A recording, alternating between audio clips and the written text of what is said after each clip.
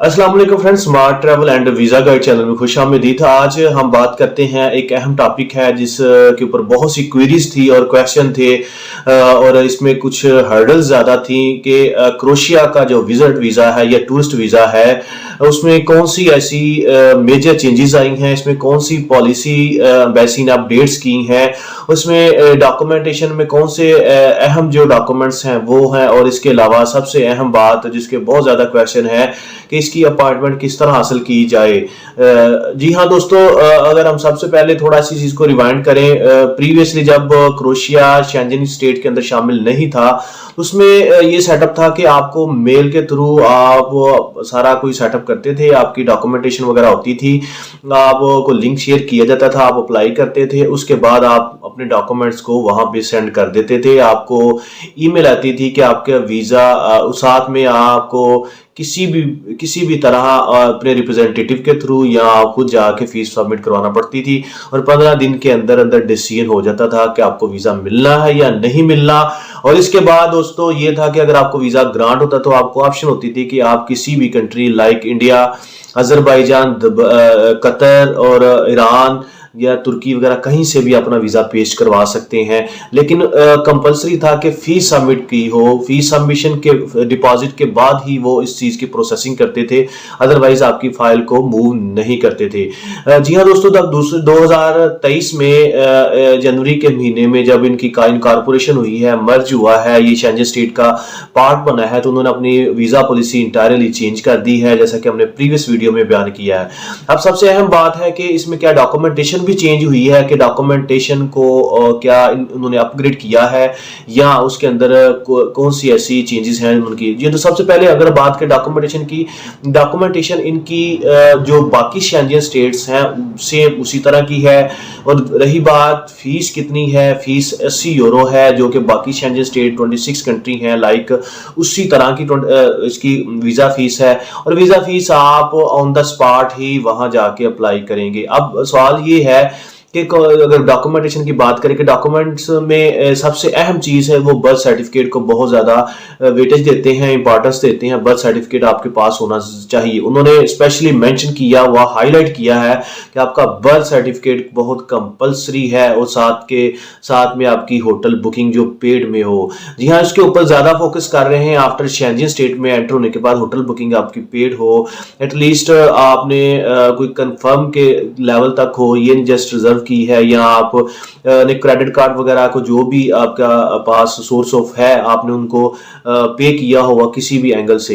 ये डॉक्यूमेंटेशन की बात। अगर हम सबसे अहम बात कि अगर हम बात करें अपॉइंटमेंट किस तरह हासिल की जा सकती है, दोस्तों पहले अपॉइंटमेंट के लिए आपको ईरान अगर नहीं भी जाते थे तो आपका काम हो जाता था, लेकिन अब आपको ईरान के अंदर जो VFS है वहां से अपॉइंटमेंट लेना पड़ती है। जी हाँ दोस्तों, ईरान का वीजा लगवाना पड़ेगा आपको, उसके बगैर इसका वीजा बिल्कुल नहीं मिल सकता। ये बात क्लियर कट है कि ईरान का वीजा लिए बगैर या ईरान जाए बगैर अब आपको पाकिस्तान, इंडिया या किसी और कंट्री में बैठे हुए, सॉरी इंडिया वगैरह की बात को स्किप करते हैं, पाकिस्तान के अंदर अगर बैठे हैं, आप चाहते हैं कि क्रोशिया का वीज़ा हासिल किया चाहे वो वर्क परमिट है, चाहे विजिट वीज़ा या टूरिस्ट वीज़ा है, आपको ईरान का वीज़ा हर सूरत में लेना पड़ेगा।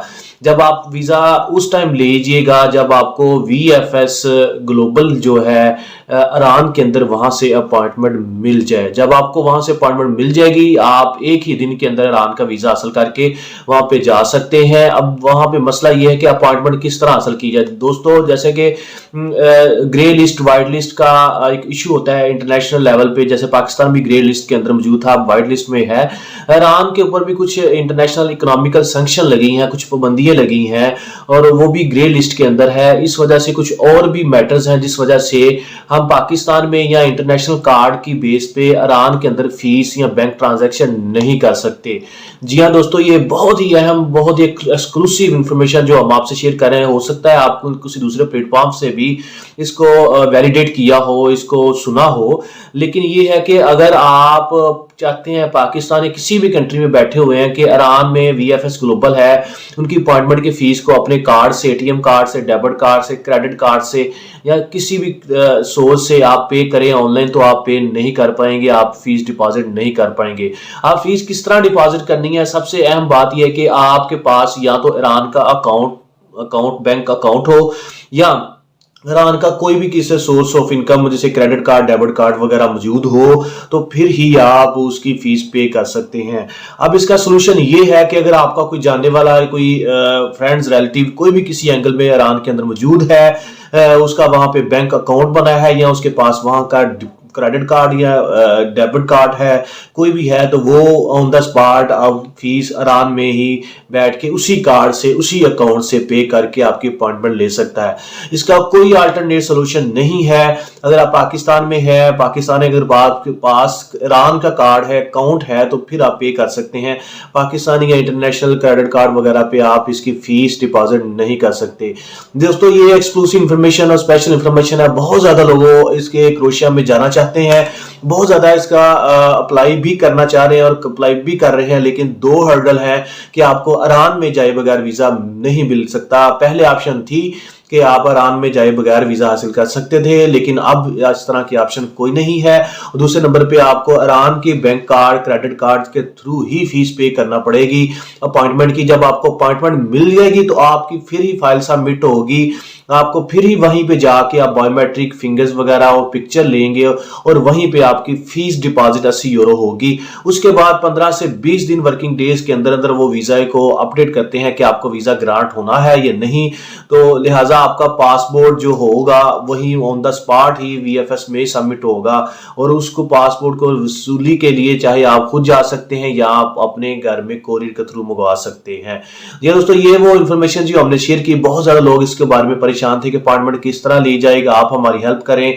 अगर आपके पास ईरान का कार्ड है, बैंक है, तो आप अपॉइंटमेंट घर बैठे पाकिस्तान में भी ले सकते हैं ऑनलाइन। और दूसरे नंबर पे अगर आपके पास ये ऑप्शन नहीं है तो अपॉइंटमेंट पॉसिबल नहीं है, वो लिंक में एरर देगा या वो आपकी ट्रांजैक्शन वगैरह सक्सेसफुल नहीं होगी। ये दोस्तों, ये वो इन्फॉर्मेशन है जो कि हमने आपसे शेयर कर दी है। मजीद इस तरह की इन्फॉर्मेशन के लिए अपना चैनल को जरूर सब्सक्राइब करिएगा। अपना बहुत सा ख्याल रखिएगा। Thank you.